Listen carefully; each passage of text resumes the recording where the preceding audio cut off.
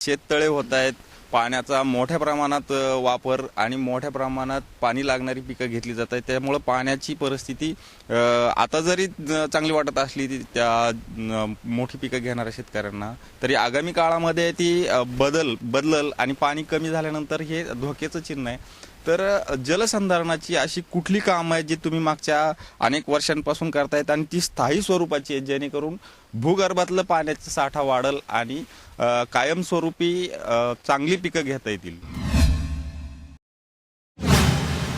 सर्व महत्त्वाचं हे आहे की मी सुरुवातीला सांगितलं पिकाचं नियोजन. कारण म्हणजे मृद जलसंधारणाची कामं आहेत.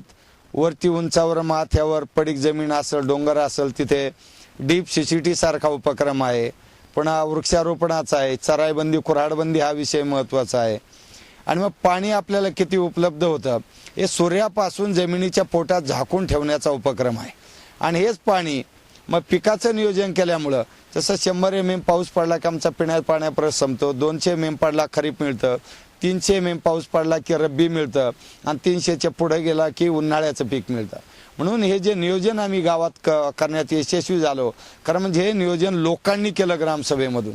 शाळेची 5वी ते 10वीची मुलं पाण्याचा ताळेबंद ठेवतात गेली 15-20 वर्षापासून. मग यावर्षी आपल्याला किती मिलीमीटर पाऊस पडला आणि कुठल्या स्ट्रक्चरमध्ये पाणी येणार आहे आणि त्याच्या खाली त्याच प्रकारचं पिकाचं नियोजन करणं, हे जे प्लॅनिंग आम्ही करणे यशस्वी झालो त्यामुळे अडचणी सुटल्या. खरं म्हणजे पाण्याची उपलब्धता किती आहे याच्यावर आधारित पिकाचं नियोजन ठरणं खूप गरजेचं आहे. आहे पाणी मग कसंही वापरा. म्हणून आम्ही जे केलं, सुरुवातीला सांगलं, साखळी बांधाऱ्याला कंपार्टमेंट बंडीचं कवच केलं तर माती वाहून जाणार नाही. मृत संधारणामध्ये 100% पाण्याचं पुनर्भरण होतं. जलसंधारणामध्ये ओढ्यामध्ये बाष्पीभवन जास्त असं पाणी साठवून ठेवलेलं दिसतं, पण बाष्पीभवन जास्त असं. म्हणून डोंगरातलं काम असं डीप सीसीटी किंवा मृत संधारण हे वरती कामं केली की हे पाऊस पडणारा थेंब ना थेंब 100% जिरतो. आज आपण हिवरे बाजारमध्ये पाहता एवढा पाऊस आता यावर्षी 300 मिलीमीटर पर्यंत गेला, पण कुठेही ओढ्याला पाणी आलं नाही, डायरेक्ट पूर आला नाही. सगळं पाणी जमिनी जिथल्या तिथं जिरलं आणि सगळ्या विहिरी नित्तळ पाण्याने भरल्या. आणि आता एक एक स्ट्रक्चर आपण पाहतो मागे की एक एक स्ट्रक्चर आता नित्तळ पाण्याने भरत चाललेलं आहे. आणि ते वरतून खाली 52 माती नाला बंडिंग, मग 4 सिमेंटचे बांध, 2 पाझर तलाव, जवळजवळ 100 हेक्टरमध्ये डीप सीसीटीचं सुंदर काम झालं. 10 लाख झाडी लावली. एवढं 200 हेक्टरपर्यंत चराईबंदी असल्यामुळं कुरण विकास मोठ्या प्रमाणात झाला आणि याचा प्रत्येक थेंब जमिनीत गेला आणि नित्तळ पाण्याने जमिनीचं पोट भरलं आणि जास्तीचं पाणी आता बाहेर पडायला लागलं. हेच पाणी खऱ्या अर्थाने आमचं उपयोगाचं आहे आणि ती खालच्या गावाला 30% पाणी आपोआप निघून जातं. या गावाच्या कडेच्या 4 गावांचे वॉटरशेड हे आम्हाला जे लागून आहेत तिथं पूर्वीची कोरडवाहू शेती होती, पण आज आमच्या या पाण्याच्या नियोजनामुळं त्यांच्या सुद्धा विहिरींना आज कॅश क्रॉप, भाजीपाल्यासारखी, फळबागासारखी पिकं आज हे लोक घेत आहेत. म्हणून नियोजन महत्त्वाचं तेच आहे की आपण कागदावर शास्त्रोक्त पद्धतीने डिझाईन करतो पाणलोटन मृत संधारणाच्या कामाचं, पण प्रत्यक्षात फील्डवर गेल्यावर कमी पडतो. आणि पुन्हा पाणी विहिरीत गेलं की मग लोकांना सांगतो, बाबा हो तुम्ही पाण्याचं पिकाचं नियोजन करा. मग तो शेतकरी ऐकत नाही, माझं पाणी मी ठरवल. म्हणून त्याच्या विहिरीत पाणी जाण्याच्या अगोदरच ग्रामसभेमध्ये पिकाचं आणि पाण्याचं नियोजन केलं तरच मग पुढे सर्वांनी एकत्र येऊन ते कार्यक्रम यशस्वी होतो. म्हणून आता गेली 3 वर्ष दुष्काळ गावात पडू नये. खडकावरती गाव आहे, सर्वांना माहिती आहे की अगदी मुरम बाजूल केला खडक गावात आहे. एवढं भूजलाची अवस्था अशी असता नाही, पण पाण्याचं नियोजन आणि पिकाचं नियोजन चांगलं झाल्यामुळं 3 वर्षात 200-300 मिलीमीटरच्या पुढे पाऊस गेला नाही. आत्तापर्यंत 3.5-4 कोटीचा कांदा लोकांनी विकला.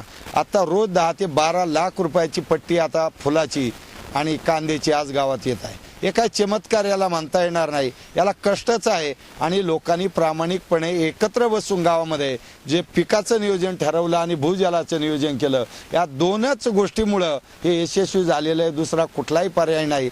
आणि कुठलाही मॉडेल हिवरे बाजार घेऊन कोकणात गेले तर शक्य नाही. फक्त एकच आहे की तिथली भूजलाची परिस्थिती काय, तिथली माती कशी आहे, तिथला खडक कसा आहे आणि तिथे किती पाऊस पडतो त्यावर आधारित नियोजन त्या त्या भागाचं केलं पाहिजे. विदर्भाचे मॉडेल विदर्भात, खानदेशाचे मॉडेल खानदेशात, मराठवाड्याचे मॉडेल मराठवाड्यात आणि कोकणाचं मॉडेल कोकणात. फक्त एक भाग सर्वानुमती आहे, तो लोकांचा सहभाग आणि सहभागातून पीक आणि पाणी नियोजन. एवढं केलं की 100% प्रश्न संपतोय. निश्चितच मोठ्या प्रमाणात 500 मिलीमीटर पेक्षा जास्त पाऊस पडणारे अनेक गाव आहेत, मोठ्या प्रमाणात आहेत. तरी पण पाण्याचं नियोजन नाहीये. पिकाचे तुम्ही जसं सांगितलं की पीक पद्धती बदलायला पाहिजे, पिकांचं नियोजन केलं पाहिजे, तर तसं दिसत नाही. नेमकं याच्या मागचं कारण काय आहे की जलसंधारणाची कामं होत नाहीत आणि पिकांचं नियोजन होत नाही. पिकांचं नियोजन तर नंतरचा भाग आहे, पण जलसंधारणाच्या कामामध्ये सुद्धा गावं एकत्र येताना दिसत नाहीत आणि त्यामुळं मोठ्या प्रमाणात पाणी मिळूनही निसर्गाचं पाणी मिळालं तरी देखील ते साठवलं न जाण्यामुळं मोठ्या समस्या निर्माण होत आहेत. नेमकं गावातल्या लोकांची मानसिकता काय असते? नाही, आता एक लक्षात आलं की गेल्या वर्षी मराठवाड्यामध्ये जो दुष्काळ पडला, दुष्काळ आपण म्हणू, कारण मराठवाड्यात काही भाग, बीडचा काही भाग, जालन्याचा काही भाग किंवा औरंगाबादचा काही भाग वगळला तर 300-400 मिलीमीटरच्या पुढे मराठवाड्यात गेल्याही वर्षी पाऊस पडलेलाच होता. परंतु जे पडलेला पाण्याचा थेंब आहे, जे वाहून जात आहे, हे थांबवणं खूप गरजेचं आहे आणि जे थांबलंय, जिरलंय, त्याचा वापर व्यवस्थित होणं गरजेचं आहे.